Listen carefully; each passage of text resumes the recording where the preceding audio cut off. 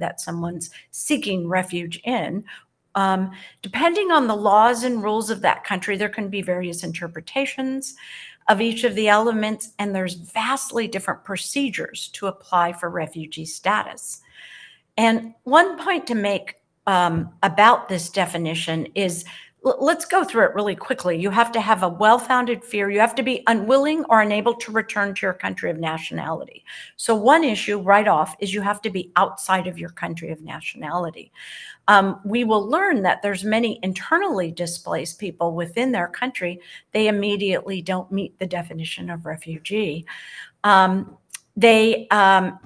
also they have to have a well-founded fear of persecution. Already people that may be fleeing climate disasters, things like that, may not fit into that category. And it has to be perpetrated by the government or an entity that the government cannot or will not control. Again, very limiting, because you have to prove these very limited types of persecution. And it has to be on account of or because of, there has to be a nexus with one of the 5 protected grounds: because of their race, their religion, their nationality, their political opinion, or because of their membership in a particular group. Now, maybe at the end of World War II, that met the definition of a lot of the persecution we saw there. But we see today, so many decades later, that people are displaced for reasons that may not meet this definition. So it's one thing to consider as we go through our discussion today of migrants, refugees. Let's go to the next slide. There's other terms that are often used in the media and by people who work in this area that aren't necessarily defined by that UN Convention on Refugees. You saw from the slides that Anna showed earlier that UNHCR does use some of these definitions. And just briefly, migrant is somebody who leaves their country and going to another country. Now, migrants may be refugees, they may not be. Those definitions may overlap. Somebody who's stateless is someone who doesn't have a nationality recognized by any country. And stateless persons are subject to quite a bit of problems. They don't have documents, they can't get documents. We've seen some of this in this hemisphere in Nicaragua, where Nicaragua has taken citizenship away from groups of people, and now they become stateless and don't have anywhere to be. Asylum seekers are usually people who fled from their own country due to fear of persecution, and they've applied for a legal or physical protection. Now, in the US, there's a specific way asylum is sought. In other countries, there's different protocols. Some of the other speakers on this call will address a little bit about the difference between that in the United States, because in the US, asylum seekers are typically in the country, refugees are outside of the country before as they apply for this.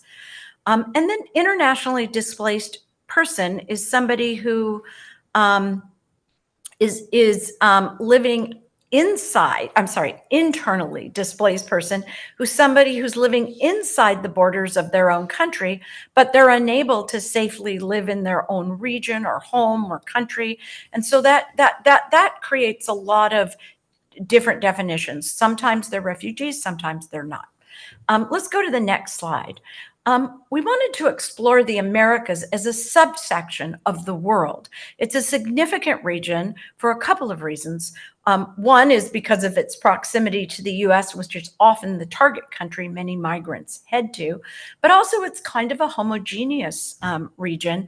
And it has never really been a destination country for refugees. What we've seen lately is a huge increase in the Western Hemisphere, seeing large increases of asylum seekers.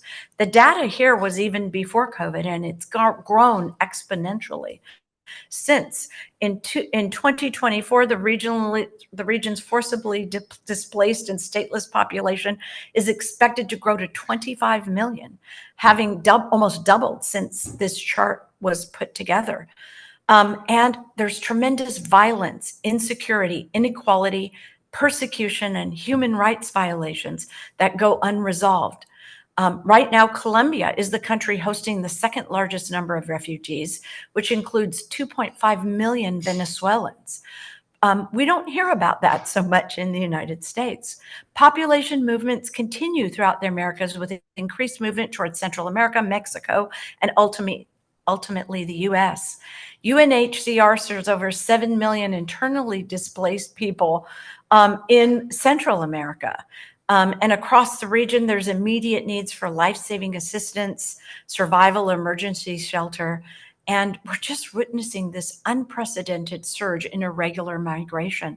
Now, you may hear the word unprecedented a lot because it continues to grow exponentially in numbers we have just never seen in this region.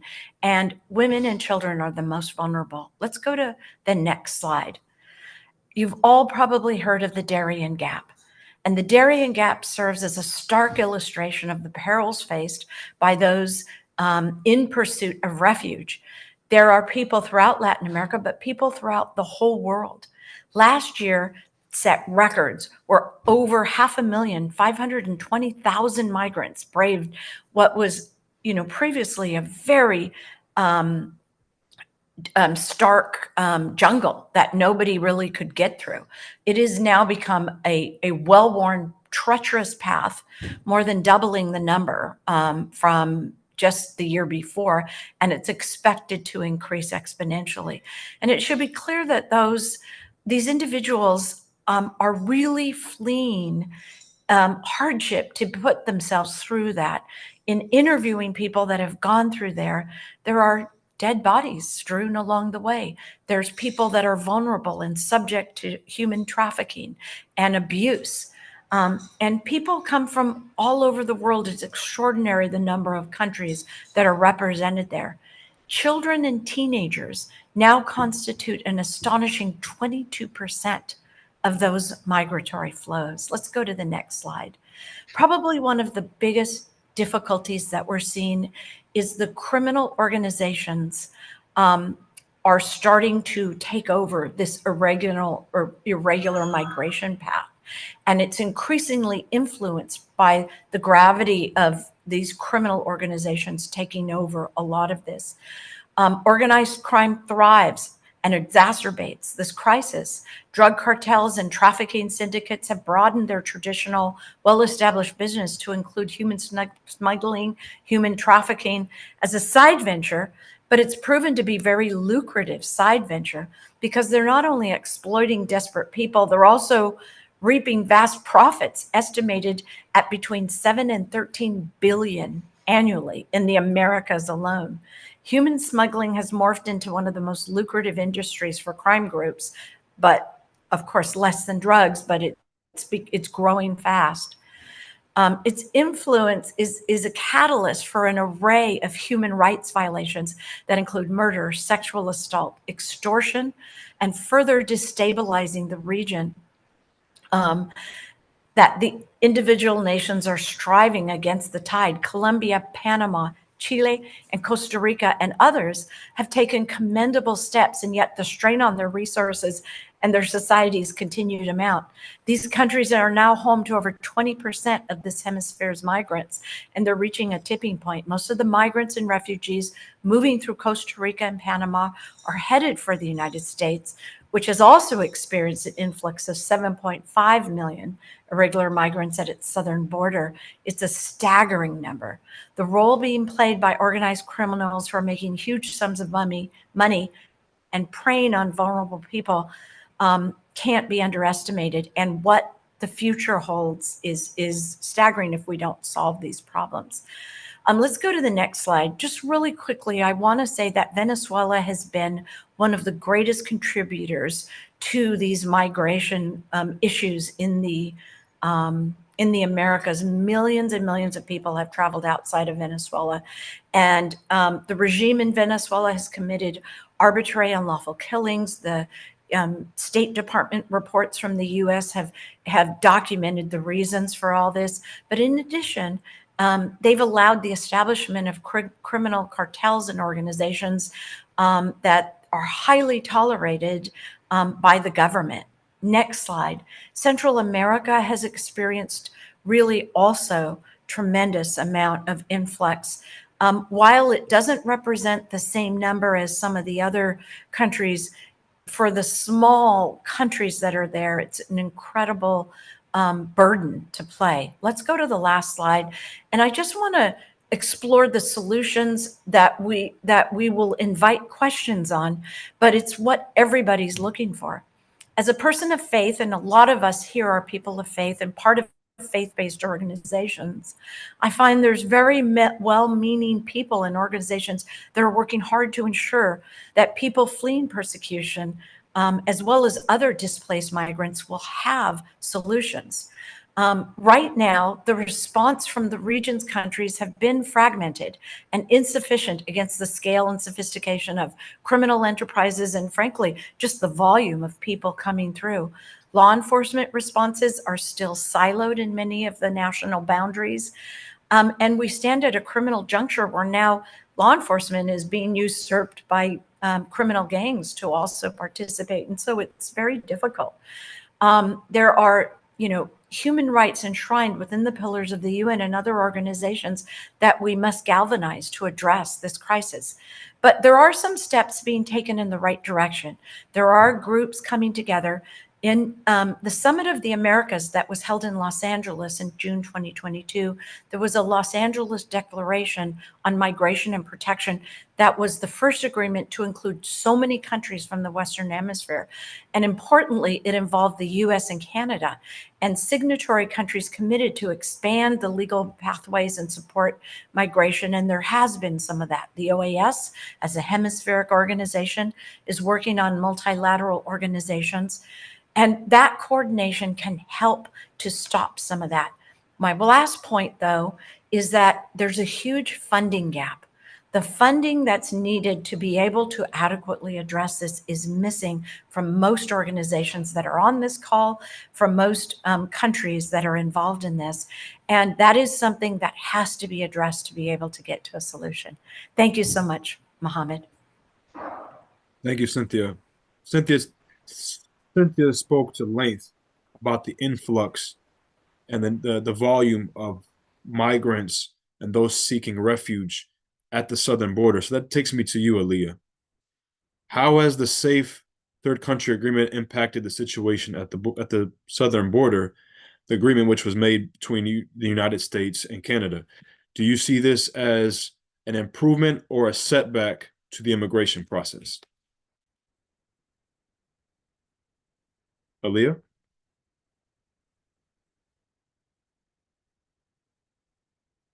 I was muted. So I think that the first thing that we have to answer is what is this agreement and what does it mean for asylees? Because really, this is an agreement that affects asylees more so than it does refugees, as Cynthia explained the difference between the two. So basically, under this agreement, asylees basically are required to request protection in the first safe country they arrive in. So this does affect the northern border, which is the United States and Canada, but it does also affect the southern border in many ways. So unfortunately, the safe third country concept is not a concept that's really working. It would work if the countries that were considered safe countries were capable of accepting asylees and they had the infrastructure to support that. But in the southern border, countries like Guatemala, Mexico, El Salvador, which are mainly the countries that people are fleeing from, they just don't have the capability of absorbing the large numbers of asylees that are coming through, and those that are being returned from the southern border. Additionally, as Cynthia mentioned, because of this policy, many of those people, because they're being forced to return back to those third safe countries, are being faced with threats from gangs, criminal groups, extortion, kidnapping, human trafficking. And as a person who's a practitioner, I tend to see this firsthand. So I have, my clients coming to me and telling me, yes, I was kidnapped for 3 months. My family was requested to ransom me out. sexual violence, especially, because coming through the border, most of the people who are coming through is children, women. And so they're particularly vulnerable to this violence and exploitation. And also it's feeding into the human trafficking issue. So I believe, under the Trump administration, there was a Title 42 policy. We saw that a lot of these returning back policies or staying in Mexico policies, they weren't working.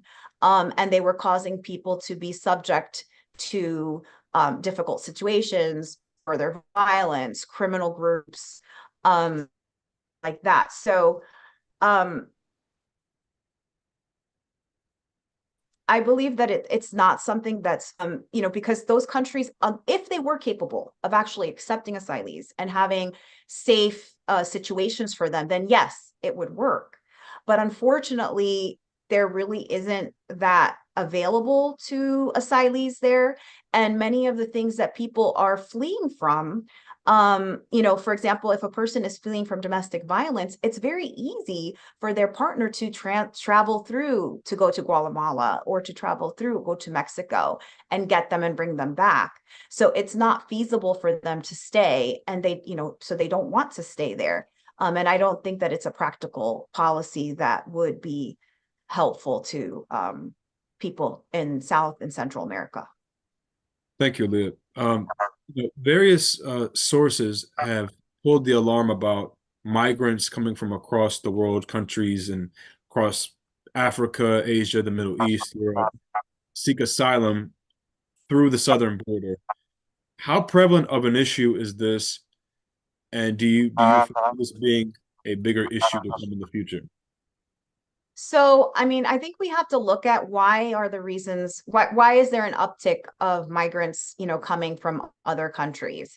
The United States historically, most recently has seen most migrants or asylees coming from South and Central America. But more recently, we have seen, asylees coming from Africa, Asia, Middle East, Europe. And I think that a lot of the reason that those things are happening is some things of what mentioned Anna as well as Cynthia, that there's restrictions being made in the other countries that were accepting asylees. And they're not really accepting asylees as much as they would in the past. There's limited numbers. And so the countries, as mentioned before, USA, Australia, Canada, those are the countries that are able to accept the asylees and have a more broader, open asylum program where people can come through the border. But I think, so when we see, people come to the United States or seek asylum for various reasons. But a lot of time, people from Africa, South Asia, Middle East, they're coming because of conflict or, situations that are occurring. Europe, we saw Ukrainian refugees and asylees coming from there, Russia. A lot of people don't think that asylees are coming from Europe, but they are, especially, the former Soviet Union countries. There's a lot of corruption there. And I'm seeing, I see myself personally an uptick in political asylees coming from those countries for those reasons, specifically, not so much economic reasons, but actual political reasons. So, yes, we are seeing an increase in the numbers. There's several humanitarian concerns. So all of those reasons are reasons why people are further coming to the United States. But the way that it's affecting the United States is that, the US has a huge backlog in the immigration courts as well as the asylum offices.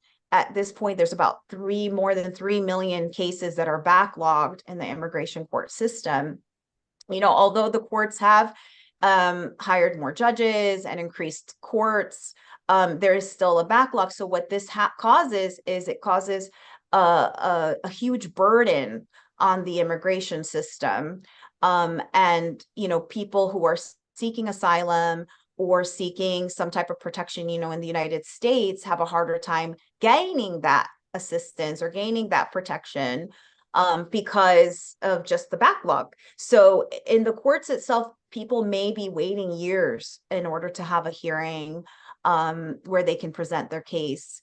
In the asylum office as well, it's very standard to have your case pending for over 6 years, 5 to 6 years, if not more, waiting for just an interview, if not a decision on the case. Immigration is unfortunately, it's very political.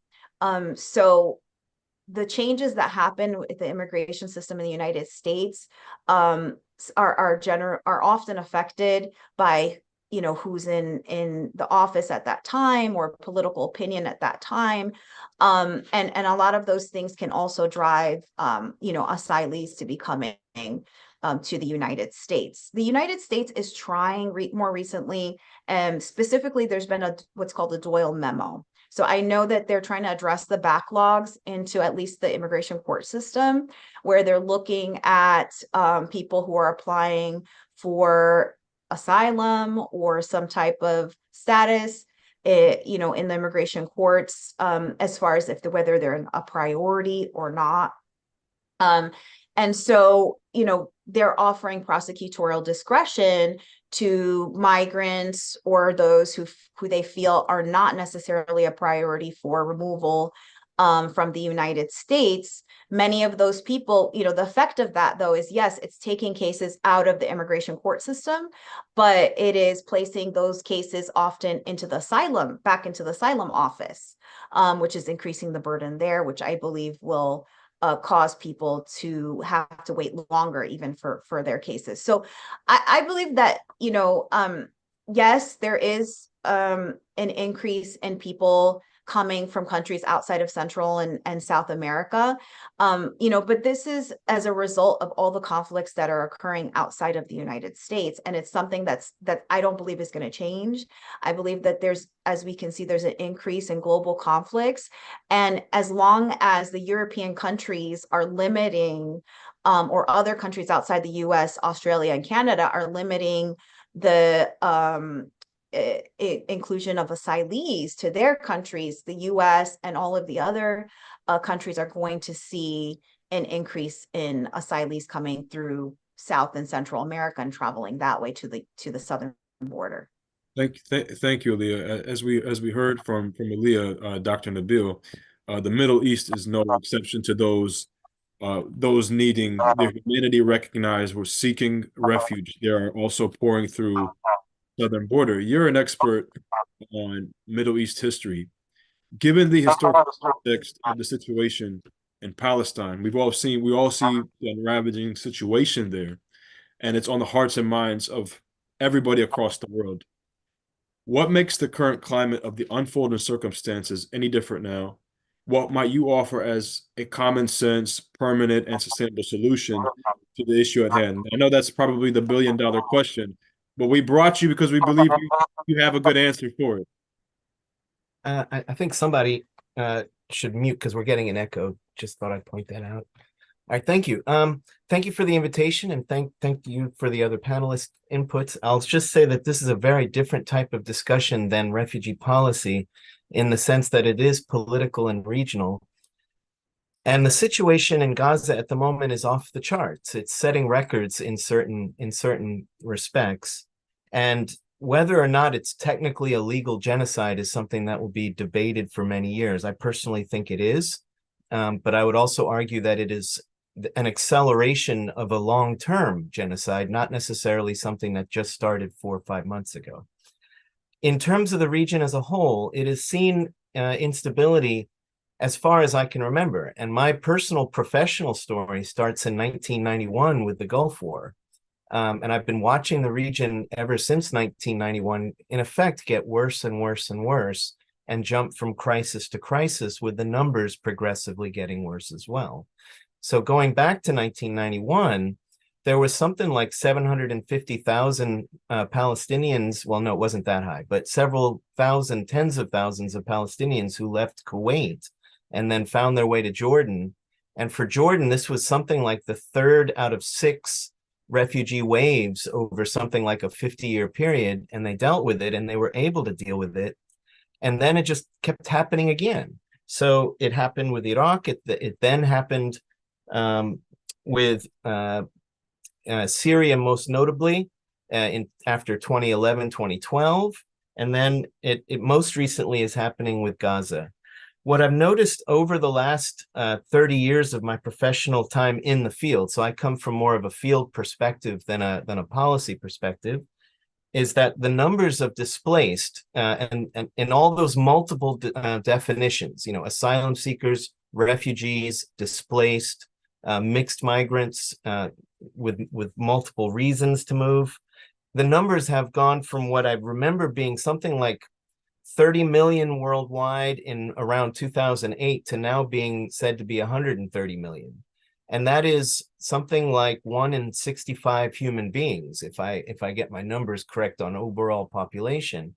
And it is swamping not only the asylum systems in the countries that have asylum systems, it's swamping other factors in countries that don't have such well-established systems. And the overall global system is at a breaking point. What I've also noticed over the years is that hostility against those who move has increased exponentially. It was something that was relatively accepted in US and European societies, I would say up until about 2015, when there was a clear break after the mass migration of those through Turkey and the Mediterranean into Europe following the breakdown of Syria. And since that time, the hostility has grown also off the charts, as much as the numbers coming. And it has become a huge political football, not just in the US, but also in Europe. And I would argue that there's a right-wing movement in both contexts, the US and Europe. They coordinate with each other, and they're using the increase in asylum seeking and the increase in movements of populations as a domestic political football. And we've all seen that, and it is getting more and more desperate. Now, taking it as a long-term view, I don't actually see an easy situation for the Palestinians in the short term. In the longer term, what I think almost has to happen is a complete redefinition of the state of Israel that will allow, well, actually you have one of two choices. You could, in effect, separate and do a genuine two-state solution with genuine sovereignty over separate pieces of land, or you can have a one-state solution with the reintegration of the populations. Whether that ever happens has a lot to do with what happens in Washington. In the short term, I'm not remotely optimistic that either is going to happen, but one of those two has to eventually happen, or you're looking at straight up genocide. And there's genocides that have come before, there's genocides that will come later, and this will just in the long view just be another one. I think I'll stop at that point for that question anyway. Longevity, you mentioned two-state solution or a one-state solution. Considering the human condition, what do you think would be most beneficial for all to live a safe and prosperous life?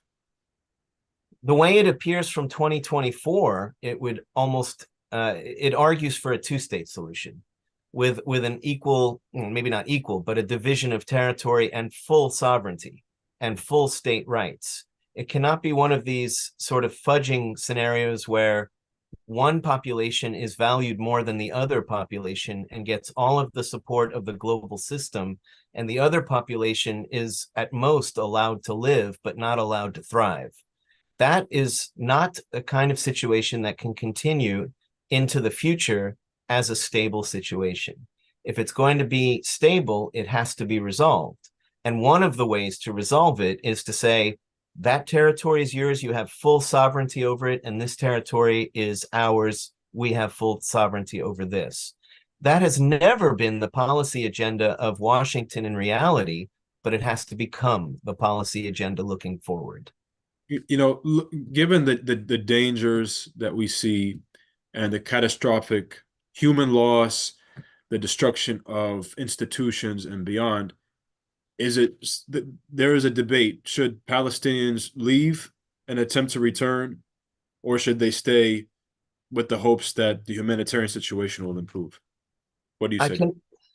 I cannot and should not speak for any Palestinian parent trying to protect their own family.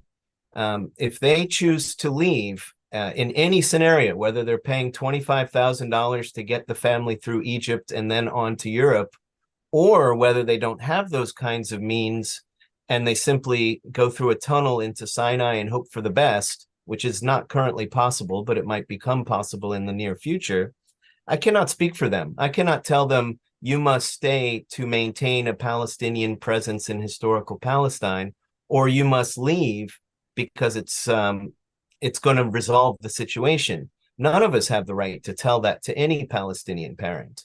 However, objectively speaking, if the population as a whole is forced to cross into Sinai, several things then become clear. One is it crosses a legal threshold that I believe makes the genocide case even stronger. And I mean that in the short term, because you will have eliminated the presence of Palestinians within historic Palestine. And two, it may very well unravel the regional security architecture.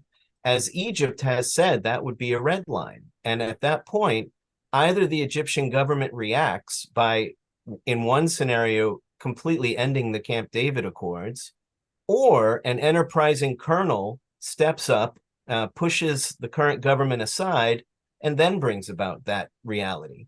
And then looking beyond just Egypt and Israel-Palestine, you also have the high potential of it spreading to Lebanon, and then beyond Lebanon to several other countries in the region. And if that security architecture breaks down, then all bets are off. And what is going on today in terms of asylum seeking will then be dwarfed by what comes in the future, because then you're talking several million more asylum seekers just from that region alone. It seems that whatever crisis, humanitarian issue that's pervading the news at the moment in time makes another one that was just very recent, a foregone conclusion. I believe you spent some time in Ethiopia, and we shouldn't forget about what's going on in Tigray. And to their neighbor in Sudan, they obviously have an ongoing conflict and humanitarian crisis. What do you say? What are your thoughts about what's going on in the region? What do you think is going to continue to happen in Ethiopia with the situation in Tigray, considering everything else that's going on with the neighbors and within the region? Speaking generally, I'll point out a couple of things. One is that the scale of what's going on in Sudan is even bigger than what's going on in Gaza in terms of numbers and in terms of territory. And it's not getting the attention that Gaza is getting for many reasons. And what is likely to happen in Sudan in the short term is not improvement. Ethiopia and Eritrea might be winding down. They had a terrible series of death, well, mass killings and whatnot a couple of years back, but it might be winding down. I'm not certain. In the long view, though, I think the situation for Africa might be a little bit more optimistic than the situation for the Middle East, only because of factors to do with the environment. And so in the very long view, there are some who are saying that Africa in something like 20, 30 years might be the most wealthy continent of them all, because their natural resource exploitation is behind all the others, and they still have natural resources. So I'm actually less worried about sub-Saharan Africa than I am about the Middle East, because in the Middle East, some territories are said to be becoming uninhabitable, like Iraq and like southern Iran, going into the future.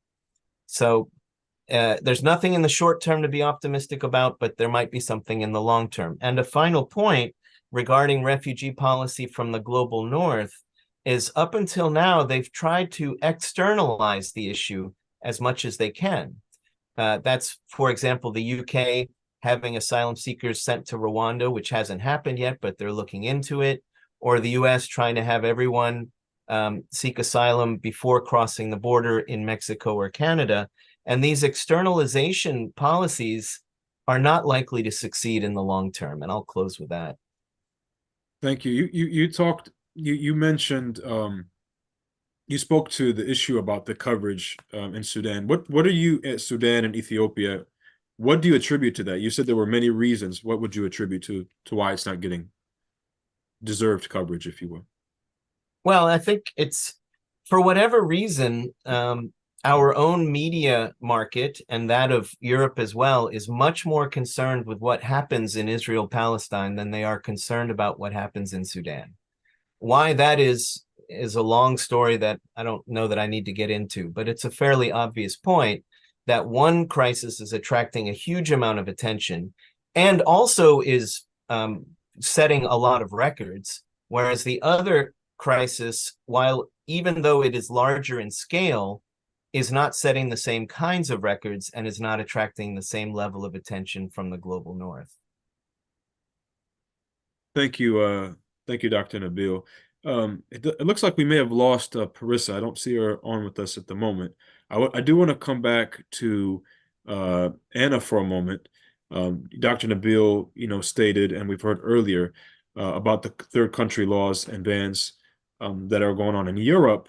In 2023, Denmark stated it wasn't promoting a zero asylum policy. Rather, it would only accept asylum seekers through an official channel, the UN resettlement system. UNHCR reported that Denmark only accepted 250 refugees over the past 3 years through the UN.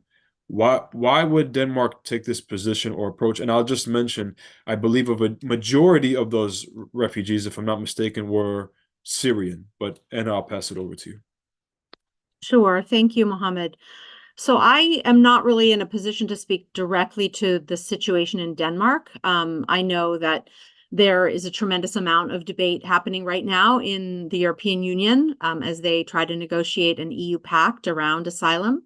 And that is not an area of my expertise. I work on Western Hemisphere, but I will just say that it is becoming increasingly common, as Dr. Nabil also mentioned, that states are trying to recur to restricting access to territorial asylum to people who spontaneously arrive and ask asylum, and are looking to create more predictable means to provide protection.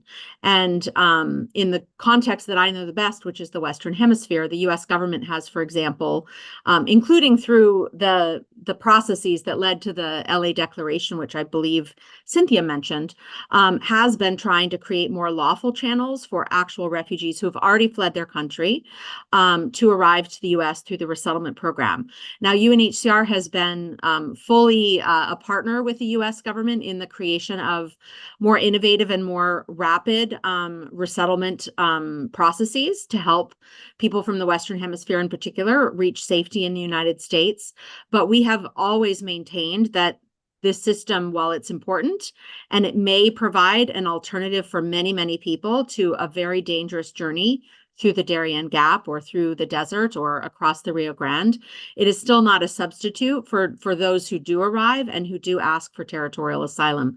So around the world, we obviously continue to advocate for states to respect the principle of non-refoulement for those who arise at their borders. And it really, in many, many cases, is a question of strengthening the capacities and the resources that are at the disposal of governments to make that determination when people come to the border. There is a very complex group of people coming to the border of many, many different nationalities, some with international protection needs and some that do not have international protection needs. As Cynthia was explaining, there are only certain people fleeing for certain reasons that qualify for refugee protection.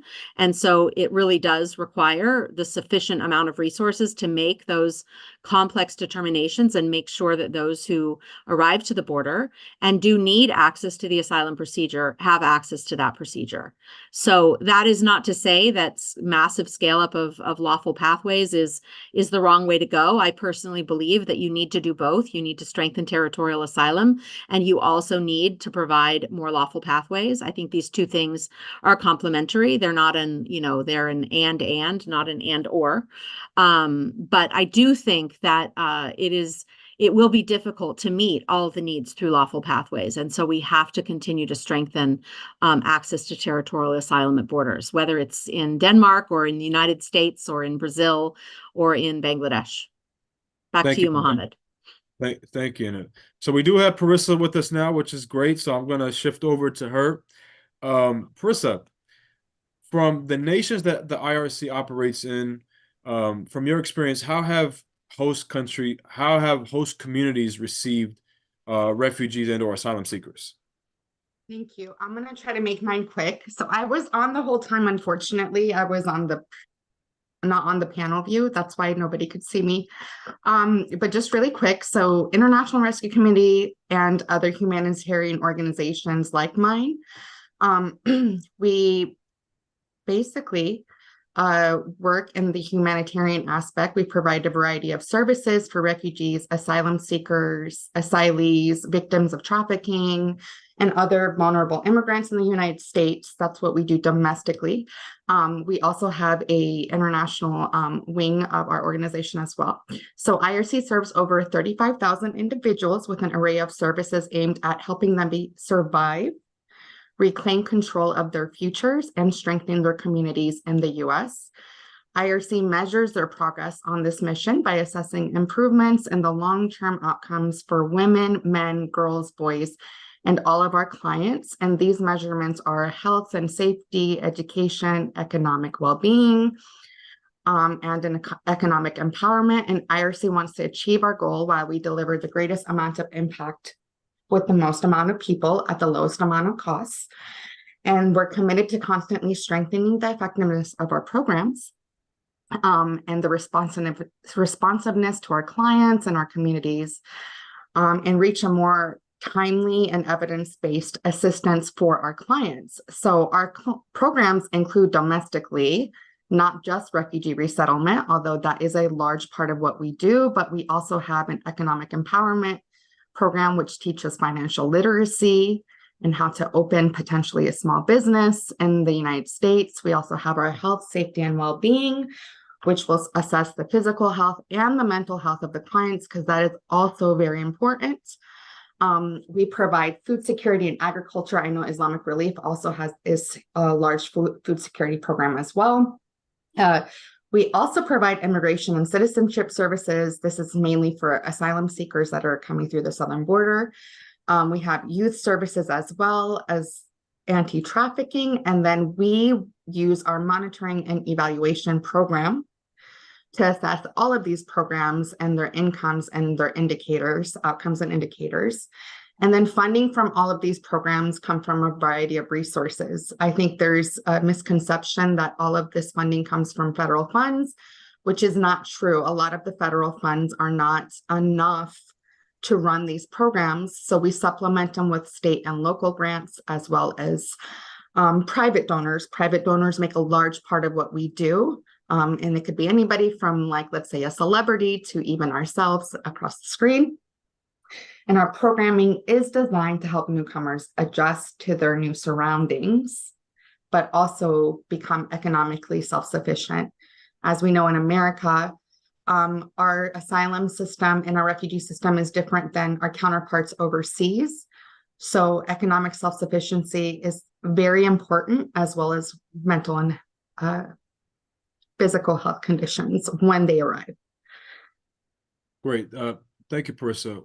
A common thread throughout this discussion has been human trafficking. And even despite in advanced nations like the US, we see at alarming levels. If you look right now in New York, those who have migrated here are experiencing issues of human trafficking.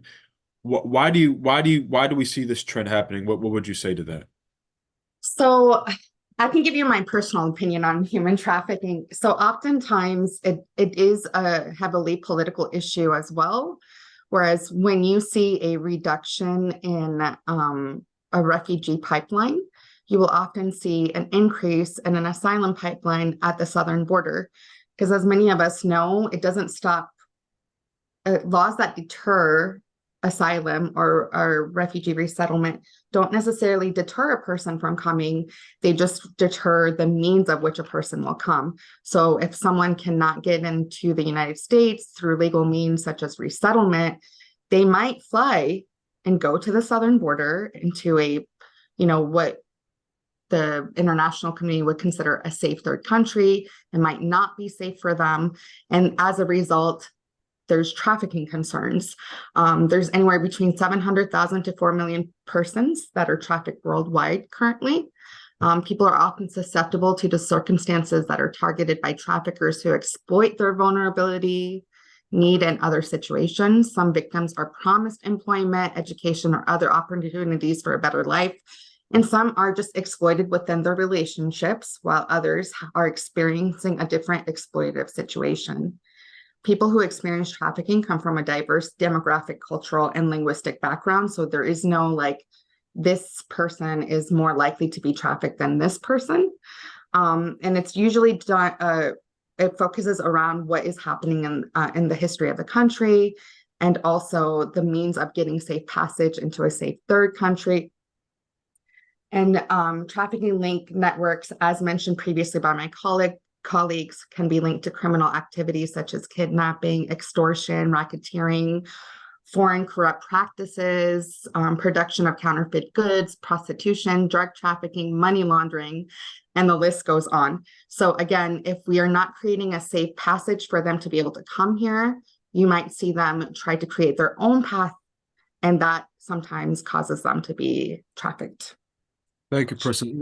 Countries that have, introduced or enacted third country laws or bans have often made the argument that, those that are trying to enter their country, they don't have the capacity to host them. Do you see this as a legitimate issue? What are your thoughts to that?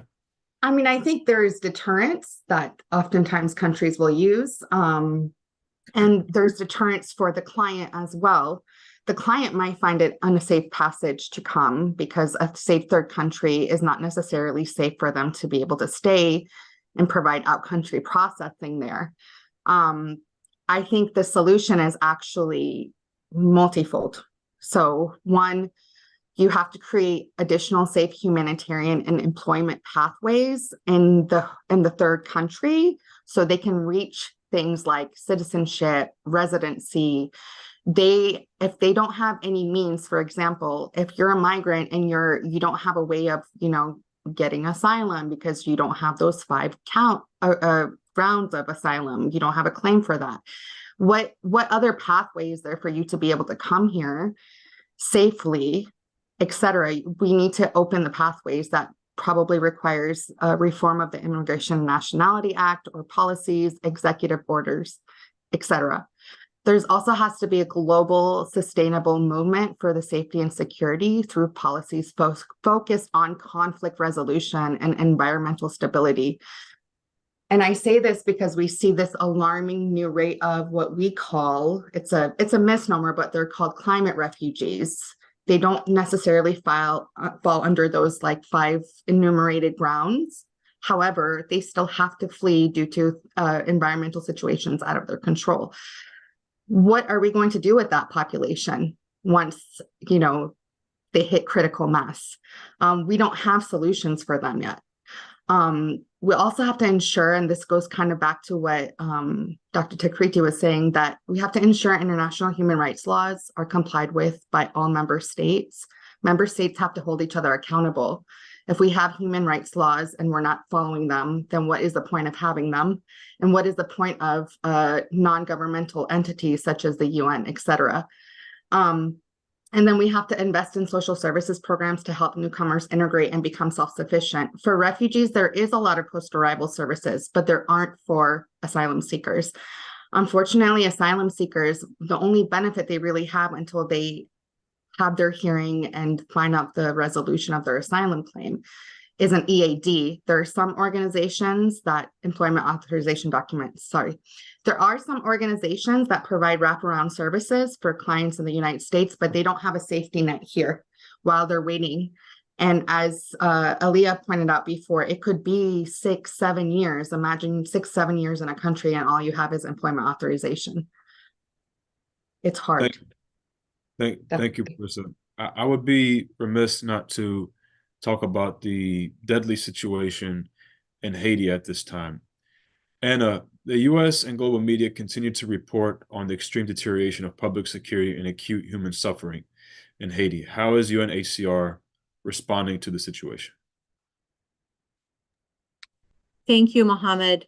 Yes, the situation in Haiti in the last year and a half has deteriorated to the extent where UNHCR now believes that virtually all Haitians, should they cross into another country by land or sea, should be considered refugees. We are not present inside Haiti except 2 local staff. We do not have a mandate to manage the IDP crisis, the internally displaced persons crisis there. But we do focus on Haitians who flee wherever they may be, whether it's in a neighboring country or whether they've reached the French territories in the Southern Caribbean or whether they've reached Brazil or Chile or the United States, including those who are intercepted at sea. And just this past week, in fact, we issued new international protection guidance on Haitians. This is something that we do globally, particularly when there are acute protection needs amongst a particular population.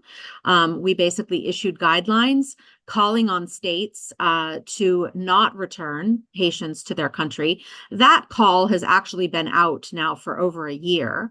However, we went beyond that to encourage all states who are receiving Haitians, of course, the vast majority who are arriving to countries in the Western Hemisphere, to not only ensure that Haitians have access to an asylum procedure, applying that 1951 Refugee Convention definition that Cynthia explained in detail, but also to consider Haitians as refugees under the expanded refugee definition, which exists in Latin America, and also there is a similar definition at play in Africa. And that really is an expanded definition which considers that anyone, there's no persecution requirement, but anyone who faces a serious threat to their life, their physical integrity, or their freedom resulting from generalized violence or massive violations of human rights or events seriously disturbing public order, that these people should not be sent back to harm, even if they were not found to meet the persecution and the nexus requirements of the 51 Convention. It is rare that UNHCR calls on states around the world to provide blanket protections like this for all those leaving. There are, of course, exceptions.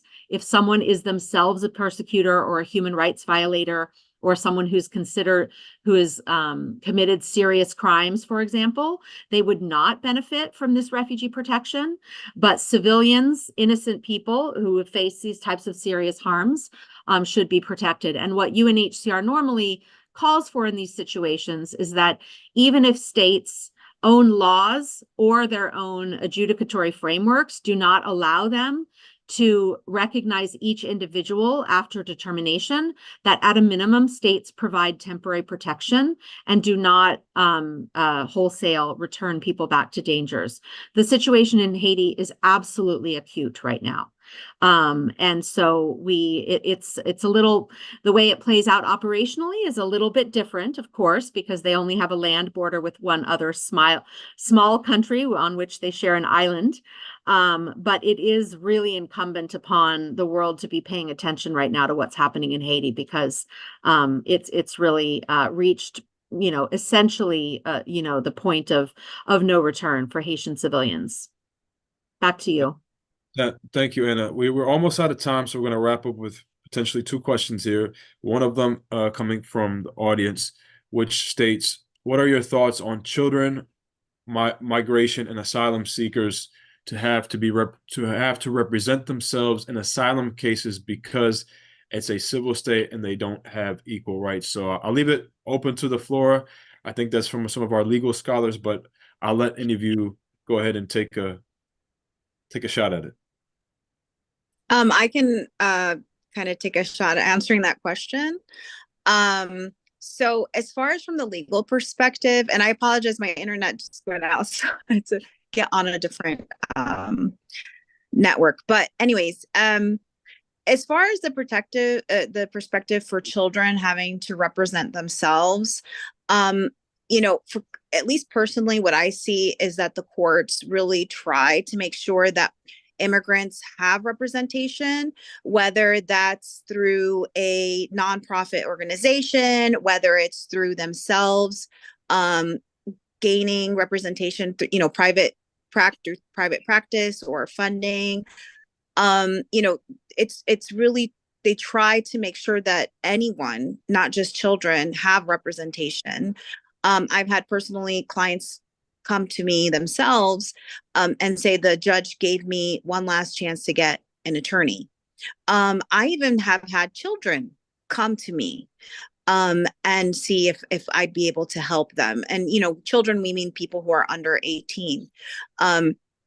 But yes, there are children that sometimes are forced to quote unquote represent themselves. But I would say that the effort really is to not make that happen. The United States does have programs for minor children who enter the United States unaccompanied. Often they could be entered into the foster system.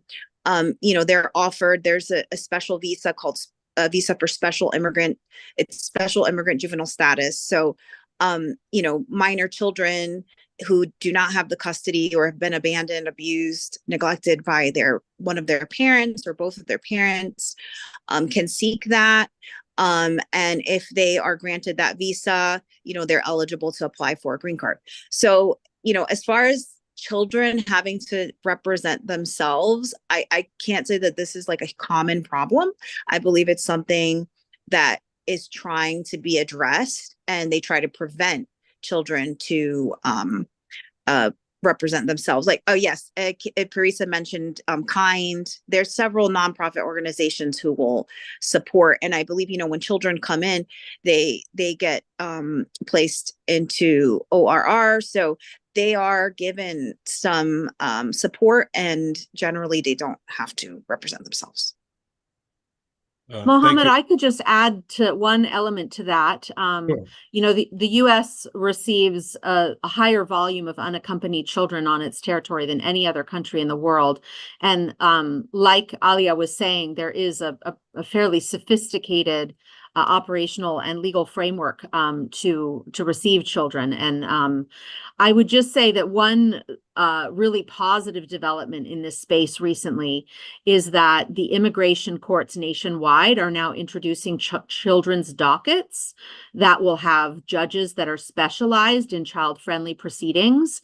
And so while it is really critical that children have an attorney, I do think that in a country that does not guarantee free legal representation for all asylum seekers and not all children either, there have been some attempts to try to create an environment where children are more easily heard by judges that are really specially trained in this. So that the children's dockets piece is important. It's not just whether you have a lawyer, but how child-friendly that procedure is.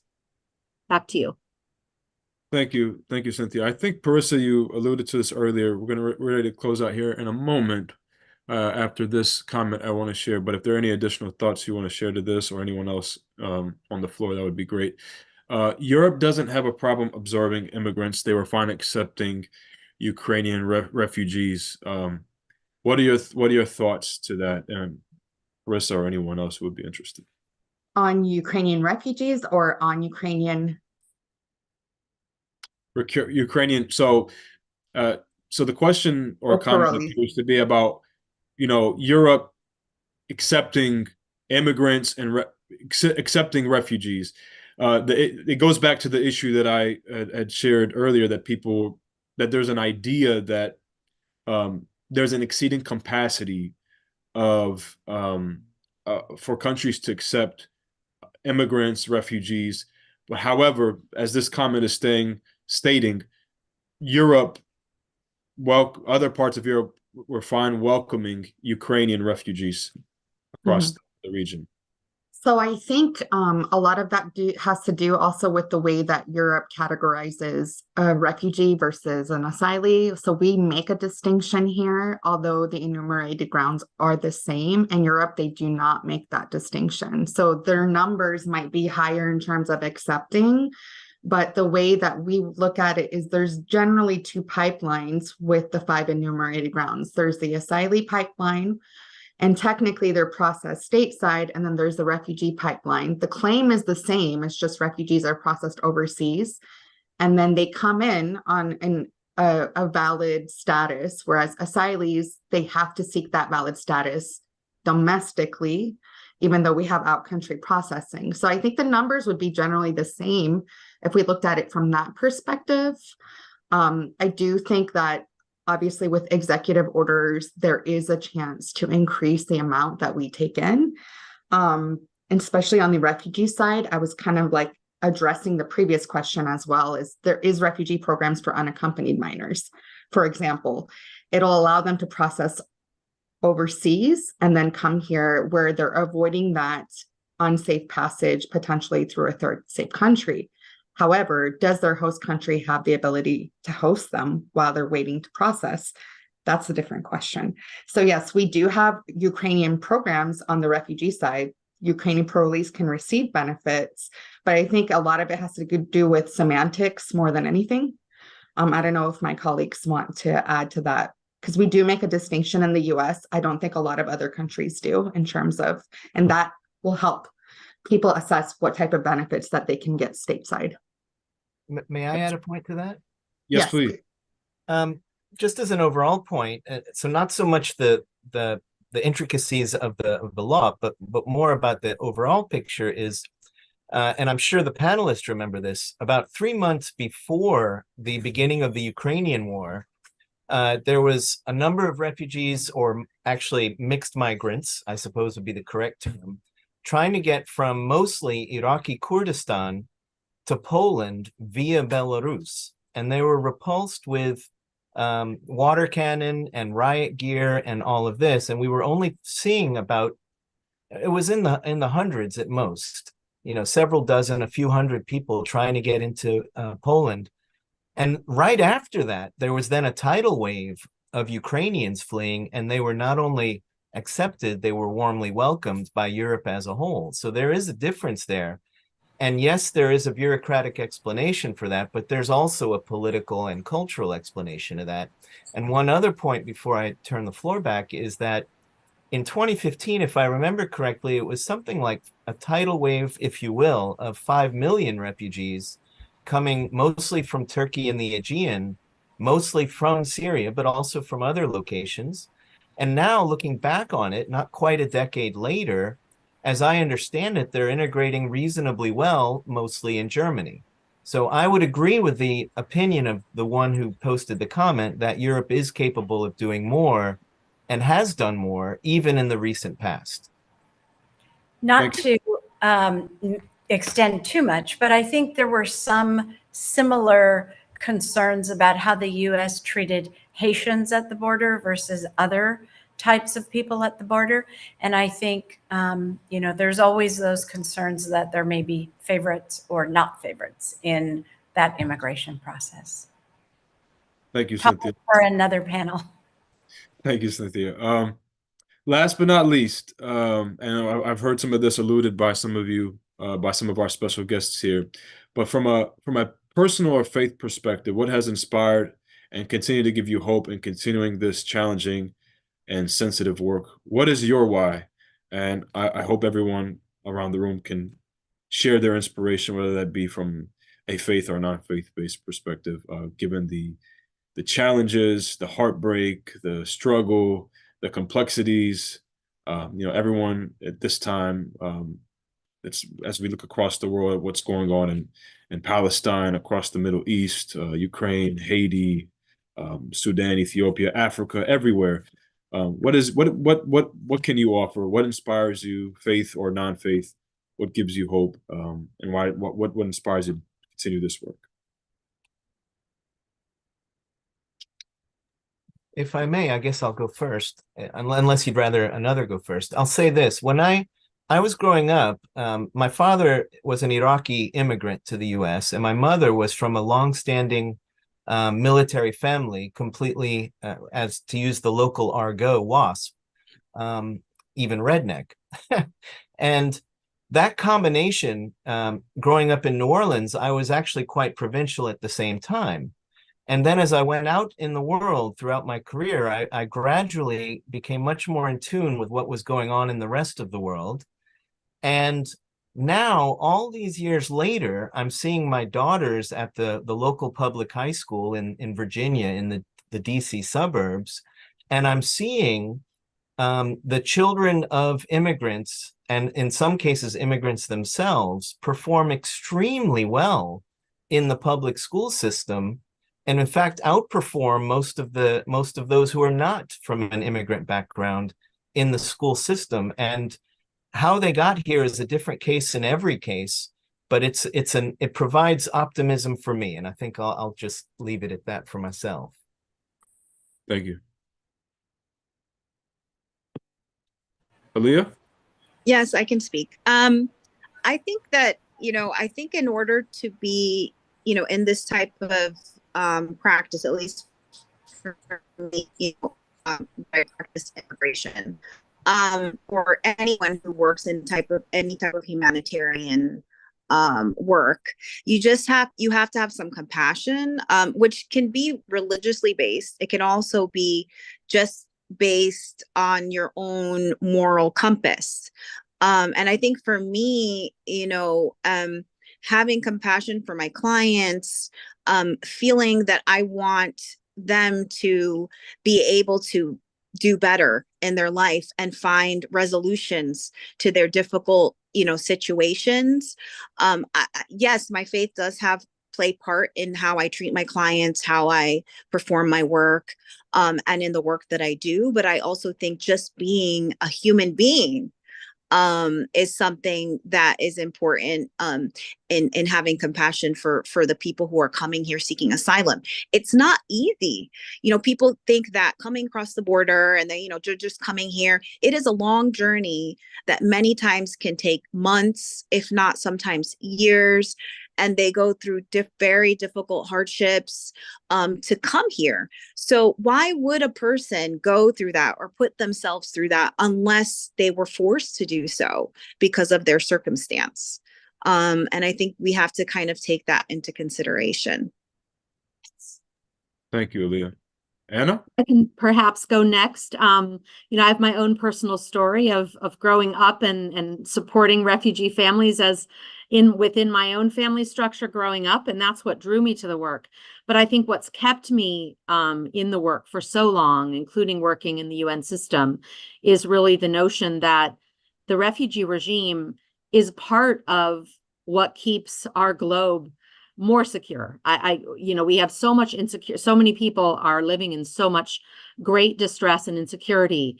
But the global system really does rely on states helping other states to respond appropriately when refugees need help. And without this system, I do think that we would be a much more dangerous planet and a much less stable place than we already are. So I'm really driven by the notion that this treaty-based system is not just critical, according to our moral compass and our sense of compassion and our need to help people who are suffering, but it really is a source of some degree of stability in the world. Thank you, Anna. Parisa? Sure. I mean, I echo what everybody says, but mainly when I see everybody on the panel, it kind of proves that it's a system, while complicated and yes, sometimes not the best, it's working. We're multicultural societies. We are able to assess every aspect of the human condition and improve it, and we will continue to do so. What we do is probably not going to be highlighted on the media or anything like that. But when I see people that are on the ground actually doing the work, it reminds me consistently about why we're doing it. We oftentimes come from the background where our families had to flee, or let's say our families had to move because of a specific reason. And we came, we integrated, and we can show that multiculturalism does work. This is our notion of what human rights means. And yes, it might not be highlighted. Again, the news is not going to highlight the good parts of humanity, but it exists. It's a constant reminder it exists. And I work with it on a day-to-day basis. So it doesn't matter, what kind of like disparity is happening, as long as we all are around and I see you all. I know we're subtly, we're making these changes. I call it very stealthily. We do it quietly because politically sometimes that's what you have to do, but it's getting done. The good people's work is getting done. So that's my conclusion. Thank you, Parissa. Cynthia? Thank you. Great question. I come from a family of immigrants, and I see how much my parents' struggle and hard work make this a better country. And in addition, I feel that by the fortune of my birth, I'm privileged to grow up in a free society that's relatively free from the problems that I see that these people are fleeing from. And I feel a duty to give back, to help those that are less fortunate than I am, that my privilege is not one to hoard, but rather to share. So in large part, I do think that's partially due to how I was raised in the faith that I adhere to. Thank you, Cynthia. To close, reflecting on the scripture that's within the foundation and that guides Islamic Relief USA, I'm reminded by the words of where God Almighty tells us He will never change a condition of a people until they change what's within themselves. And oftentimes we are too wrapped up in what's going on within our bubble. And I believe that to change the condition, we have to see the humanity and others across the world. And again, the scripture tells us, God Almighty says, all humanity, indeed we created you from a male and a female and made you into peoples and tribes so that you can get to know one another. Surely the most noble of you in the sight of God is the most righteous among you. God is truly all-knowing, all-aware. And with that, I thank you all for your time today, for joining us, bearing patience with some of our technical difficulties. But as you can see, we have an excellent panel with us today of special guests who were equipped to take on the refugee work and this difficult space, navigating through some of these technical challenges. So thank you for your patience and all that you guys, with all that you all brought to the table today. I want to thank the audience. I want to again give a special thanks to our friends at the Interfaith G20, US for UNHCR, and Islamic Relief USA for sponsoring and supporting this great program. Until the next time, I say to you with the greetings of Islamic Relief USA, Assalamu alaikum, peace be upon you, be safe, God bless, and see you soon.